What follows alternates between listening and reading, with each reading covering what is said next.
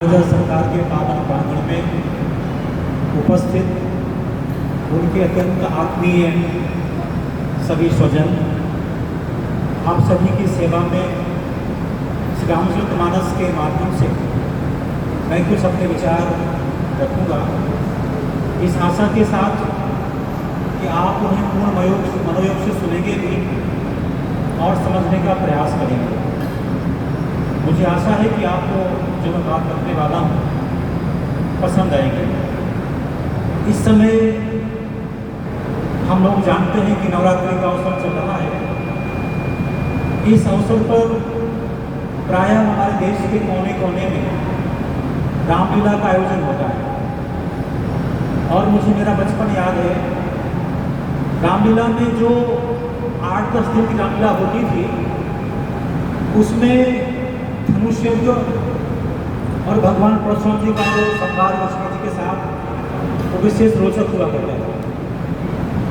मैं आज वही बात आप सबके सामने बोलने वाला हूँ कि हम लोगों ने जब जब भगवान परशुराम जी का संवाद देखा लक्ष्मण जी के साथ तो उनका उपहास जैसा उड़ाया जाता है वहाँ पर, मुझे बहुत चुभता है। हम लोग ऐसी मान्यता है हमारी कि भगवान के 10 अवतार हुए, जो भी अवतार है सबका अपना अपना योगदान है, सबकी अपनी महिमा है। हम किसी भी अवतार को कमतर माने इसमें हमारी अल्पज्ञता है।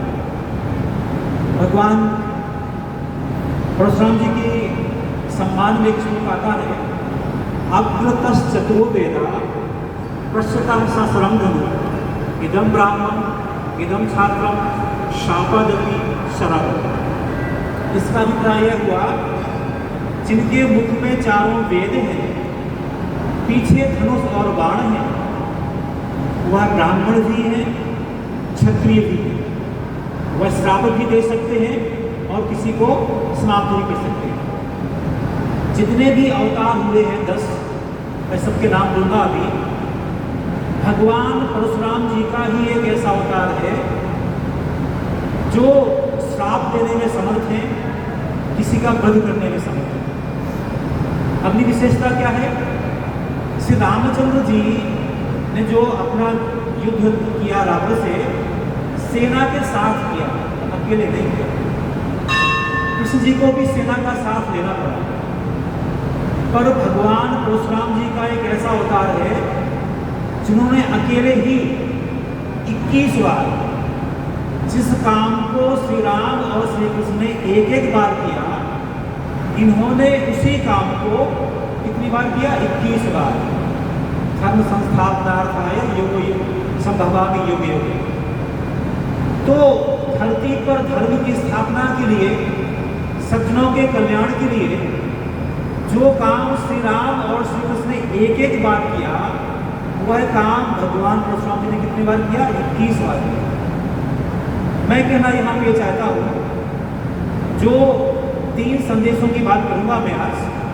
प्रथम संदेश तो ये है भगवान के चरित्र से कि हम जिन्हें कहते हैं जिनके मुख में चारों वेद हैं, हम हनुमान जी महाराज के सामने कहते हैं अतुलित बलधामम ज्ञानी नाम अग्रगण्य। ठीक ऐसे ही भगवान परशुराम जी हैं, लेकिन कोई कितना भी ज्ञानी क्यों ना हो, यदि हम कभी क्रोध में आ जाते हैं तो हमारा ज्ञान आबद्ध हो जाता है। एक भगवद गीता का श्लोक है, क्रोधात् भवति सम्मोहा सम्मोहात् स्मृति विभ्रमा स्मृति संभ्रात बुद्धिनाशः बुद्धिनाशात् नश्यति। इसका अभिप्राय यह हुआ, कोई कितना भी ज्ञानी क्यों ना हो, यदि वह क्रोध करता है तो उसे मोह हो जाता है। या इसका उल्टा करें, क्रोध मोह से ही होता है। क्रोध मोह से ही होता है और मोह से क्रोध होता है। हमें किसी वस्तु के बारे में भी मोह हो जाता है और वस्तु हमें नहीं मिलती है, हमें गुस्सा आ जाता है, क्रोध हो जाता है। तो माने मोह से हमें क्रोध उत्पन्न होता है या क्रोध से मोह होता है, ऐसा भगवान कहते हैं। सम्मोहात् स्मृति विभ्रमा। हम किसी चीज में इतने अनुरक्त हो जाते हैं, हम इस बात का विचार किए कि ये वस्तु हमारी उपयुक्त है कि नहीं है, हमारी मति भंग हो जाती है। स्मृति संभ्रात बुद्धि नाश हो, वो जहाँ हमारी स्मृति बिगड़ी हमारी बुद्धि का नाश हो जाता है, वो जहाँ बुद्धि का नाश हुआ वहाँ संपूर्ण विनाश हो जाता है। कहने का अभिप्राय यह है कि भगवान परशुराम ऐसे बुद्धिजीवी परम ज्ञानी जो चारों वेदों के प्रणेता हैं, यदि वे भी जब क्रोध करते हैं तो ये भूल जाते हैं। जब भगवान परशुराम जी वहाँ पे आते हैं, परशुराम कहते हैं नाथ सम्बुधन भंजन हारा हुई है कोई एक दास तुम्हारा। अभिप्राय क्या हुआ, माने जो पिनाक नाम का धनुष भगवान शंकर जी का था, उसे भगवान शंकर के अलावा यदि कोई तोड़ने में समर्थ था, वो क्या था, भगवान शंकर के समकक्ष होना चाहिए। तो हमें इतना विवेक होना चाहिए था कि यदि शिव जी का पिनाक भंग हो गया है तो भंग करने वाला कोई साधारण व्यक्ति तो नहीं है, वह कोई असाधारण व्यक्ति है। माने वह क्रोध में इतने आग बबूला थे कि यह संकेत देने के बाद भी यह बात उनकी समझ में आई नहीं, वह आक्रोश में रहे। अगली बात क्या है, सामने परिस्थितियां कितनी ही प्रतिकूल क्यों ना हो, यदि आप धैर्यपूर्वक शांतिपूर्वक उनका सामना करते हैं तो सफलता मिल जाती है। विनम्रता विजय का कारण बन जाती है। भगवान परशुराम जी आग बबूला हैं, राम जी गंगा के जल के समान शीतल है। एक इसमें आता है घोर धार भगनाथ ऋषानी घाट सुबद्ध राम भक्त। माने जैसे नदी में भयंकर प्रवाह आता है, नदी तबाह करते हुए आगे बढ़ती हो जाती है, लेकिन यदि उस घाट मजबूत है तो नदी उसको तबाही नहीं कर पाती। तो भगवान परशुराम जी का क्रोध साथ में आसमान पर है, और श्री राम इतने विनम्र हैं कि उनका क्रोध भी वो शांत कर देते हैं। और यहाँ पर मैं एक बात कहना चाहता हूँ, जैसे मैंने पूर्व में आपसे कहा था, भगवान के जितने भी अवतार हैं कोई किसी से ना तो अधिक ना तो कम है, लेकिन चूंकि भगवान परशुराम जी क्या है, किस वेश में है, ऋषि के वेश में है। यहाँ समस्या क्या है, एक शब्द है प्रोटोकॉल। एक पंडित जी यहाँ विराजमान हैं और पंडित जी यहाँ टी शर्ट पहन के बैठ जाए, जीन्स पहन के, आपके मन में श्रद्धा होगी क्या? नहीं। यदि भगवान परशुराम जी ब्राह्मण कुल में पैदा हुए हैं, वह ऋषि हैं, ब्रह्मर्षि हैं या भगवान है सीधे सीधे, तो जो उनका वेश कैसा है, क्षत्रियों की तरह है, क्रोध से आग बबूला है, तो कोई भी भ्रमित हो सकता है। राम को बोध है कि कौन है ये, वो दो चौपाइयां बड़ी महत्वपूर्ण है यहाँ पर। सब प्रकार हम तुम सन हारे क्षमो विप्र अपराध। माने राम की कितनी विनम्रता है, सामने वाले आग बबूला है, ये क्या कह रहे हैं, सब प्रकार हम तुम सन हारे क्षमो विप्र अपराध हमारे। तो आगे चौपाई कहते हैं विप्र वंश की अस प्रभुताई अभय होवे जो तुम्हें डराई।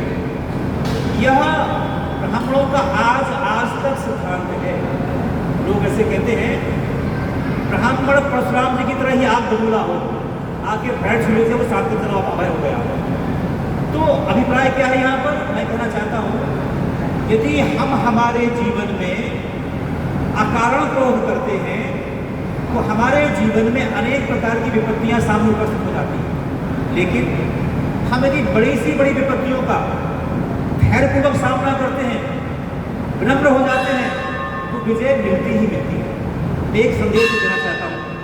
तो अगली बात मैं कहना चाहता हूँ, इन दो बातों को रखूँगा। मैं चाहूँगा आप बड़ी ध्यान लोग सुनिए, तो शायद आपको कभी सुनानी होगा, शायद पहली बार सुनेंगे आप दोनों बातों को लेकर। आप मुझे बताइए, जैसे पूर्व में मैंने आपसे कहा, कोई भी अवतार किसी से कमतर नहीं है, प्रत्येक अवतार की अपनी भूमिका है। हम 10 अवतार मानते हैं, मत्स्य अवतार, कूर्म अवतार, 12 अवतार, फिर 52 अवतार, नरसिंह अवतार, परशुराम अवतार, राम अवतार और कृष्ण अवतार, तो फिर हम बुद्ध अवतार भी कहते हैं, कलिकाल अवतार भी होना बात है। मैं यहाँ पे कहना चाहता हूँ, बड़ी विनम्रतापूर्वक, मुझे क्षमा करेंगे यदि आपको बहुत अनुचित लगे तो, यदि हमारे जीवन में कोई जरा सा उपकार भी करे और यदि हम उसके अनुरूप उसकी कृतज्ञता व्यक्त ना करें तो हमसे खराब दुनिया में हो नहीं सकता। मैंने पूर्व में आपसे कहा, जो काम भगवान श्री राम ने एक बार किया, जो काम भगवान श्री कृष्ण ने एक बार किया, उसी काम को भगवान प्रसन्न कितनी बार किया? 21 बार। हमने उनको स्थान क्या दिया? श्री राम की महिमा को बताने के लिए अनेक ग्रंथ हैं, श्री कृष्ण की महिमा को बताने के लिए अनेक ग्रंथ हैं। हमारे हर नगर में भगवान राम के मंदिर मिल जाएंगे, कृष्ण के मंदिर मिल जाएंगे, परशुराम के मंदिर नहीं है। क्या हमारी ये कृतज्ञता नहीं है? जिस ईश्वर के अवतार ने इस धरती पर आकर हम सबका कल्याण 21 बार किया, 21 बार, एक दो बार नहीं। जब जब होए धर्म की हानि, बाढ़े असुर अधम अनुमानी, तब तब प्रभु धर्म विविध शरीरा, हर कृपाल सज्जन किया। जो पूर्व के 5 अवतारों ने क्या किया? एक घटना को पूरा किया, खत्म। मत्स्य अवतार छोटा सा रोग, पूर्व अवतार छोटा सा रोग, 12 अवतार हिरण्याक्ष का वध किया, खत्म बात। 52 अवतार राजा बलि को उसका मान खत्म किया, बात खत्म हो गई। नरसिंह अवतार हिरण्याक्ष को मारा, खत्म हो गया। और परशुराम जी का अवतार कैसा है? एक लंबे समय चलने वाला है।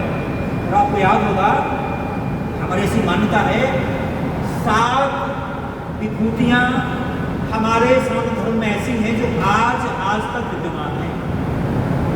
उसमें से भगवान परशुराम जी भी हमारे सामने हैं। आप मुझे बताइए, बड़ी गंभीरतापूर्वक हमारी मान्यता है, हरि व्यापक सर्वत्र समाना, वो सशरीर हो या ना हो, भगवान हर जगह है।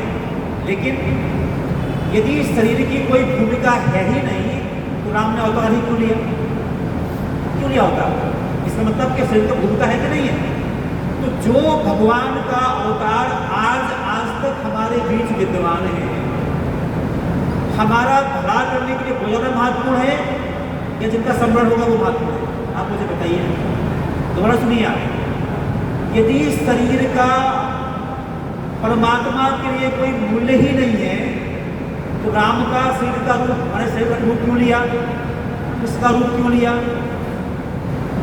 इसमें तो उसका मूल्य है। तो जो भगवान परशुराम जी का जो रूप लिया, जो काम उन्होंने एक बार किया, उन्होंने 21 बार किया, वो आज तक हमारे बीच विद्यमान है। तो आप मुझे बताइए, किसकी आराधना ज़्यादा फलवती होगी? तो विचार करिए।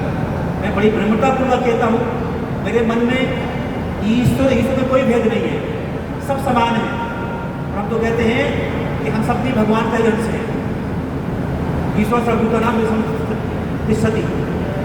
पर फिर भी मैं कहना चाहूँगा आज कि हम सब ने भगवान परशुराम जी के अवतार के साथ न्याय नहीं किया जो करना चाहिए। अब मैं एक बात और कहना चाहता हूँ जो आपको कभी सुनी नहीं होगी आज तक।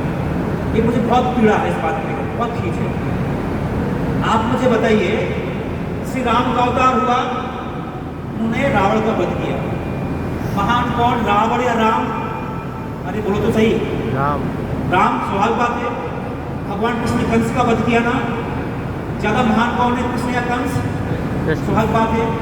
भगवान परशुराम ने क्या किया? जो वो था, अपना क्या नाम था उसका? सहस्त्रबाहु अर्जुन का वध किया। तो ज्यादा महत्वपूर्ण कौन कराए? भगवान परशुराम। आप थोड़ा विचार करिए, एक ऐसा अवतार जो हिंदुओं ने जाने न जाने अपने साथ थोप लिया है, मुझे बड़ी पीड़ा है। जिन भगवान बुद्ध ने वेदों का विरोध किया, जिन्होंने भगवान को नकार दिया, तो भगवान बन गए। हमने क्या करते, वो भगवान को हमने अवतार मान लिया। आपको नहीं लगता है सब कैसे हो गया? दोबारा सुनिए, हिंदू कौन? जो परमात्मा में विश्वास करता है, आत्मा को मानता है, पुनर्जन्म को मानता है। 3 बातें, जिसका ब्रह्म में भरोसा है, आत्मा को मानता है, पुनर्जन्म को मानता है। ये तीनों बातें भगवान बुद्ध नकारते हैं। हमारी अगली बात क्या है? वेद हमारा मूल है, वो वेद को नकारते हैं। तो एक ऐसा व्यक्ति इस धरती पर आया जिसने हिंदू धर्म के सर्वनाश का पूरा प्रयास किया, उसे भगवान मान लिया, अवतार मान लिया। हमें लज्जा नहीं आती, हमें शर्म नहीं आती। जो बड़े शंकराचार्य जी हैं उन्हें शर्म नहीं आती। यदि मैं गलत, मुझे बताओ मैं गलत हूँ क्या? दोबारा सुनिए, जिस व्यक्ति ने सनातन धर्म के सर्वनाश का पूरा प्रयास किया जीवन, जो भगवान को नहीं मानता, जो आत्मा को नहीं मानता, जो पुनर्जन्म को नहीं मानता, जो वेदों को नहीं मानता, तो भगवान कैसे बन गया और आपने कैसे मान लिया उसको? और जिसने जिस समय इस धरती पर बौद्ध धर्म छा गया था, जैन धर्म छा गया था, खासतौर पर बौद्ध धर्म छा गया था, एक महापुरुष पैदा हुआ शंकराचार्य। उसने बिना तोप तलवार से, बिना लड़े ही बुद्धि के द्वारा, बुद्ध अवतार क्या है? बुद्धि का अवतार। तो मैं कहूँगा, हो सकता है मैं गलत हूँ, मैं गलत नहीं हूँ, मुझे पूरा भरोसा है। जो आज मैं कह रहा हूँ, मुझे लगता है कभी आपने सुना होगा ऐसा, जिस भगवान बुद्ध के अवतार ने सनातन धर्म के सर्वनाश का, सत्यानाश का बीड़ा उठाया हो, हम उसे भगवान मान रहे हैं। वो जिस अवतार ने सनातन धर्म का पुनरुद्धार किया हो, हम उसे भगवान नहीं मान रहे हैं। ये गलत है कि नहीं? अरे बोल दो, गलत है कि नहीं? यदि है तो मुझे लगता है जो बड़े बड़े शंकराचार्य, चारों वेदों के ज्ञाता, बड़े बड़े ज्ञानी ऐसा क्यों कहते हैं? बुद्धावतार हम लोग मतलब मंत्र पढ़ते हैं उसे बुद्धावतार क्यों बोलते भैया? हम जो पागल क्यों हो गए? मैं आज इस छोटे से मंत्र से अपनी बात को बुलंद करता हूँ।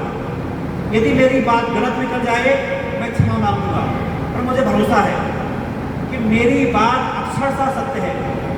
जो लोग मेरे सामने बैठे हैं यहाँ पर, जो मेरी बात को सुन रहे हैं, उनसे प्रार्थना करता हूँ, जिस व्यक्ति ने सनातन धर्म के सत्यानाश का बीड़ा उठाया हो, वेदों को नकारा हो, भगवान को नकारा हो, आत्मा को नकारा हो, आप उस भगवान कैसे मानते हैं? और जिस महापुरुष ने, जिस शंकराचार्य ने हिंदू धर्म की पुनर्स्थापना करी हो, उस भगवान क्यों नहीं मानते?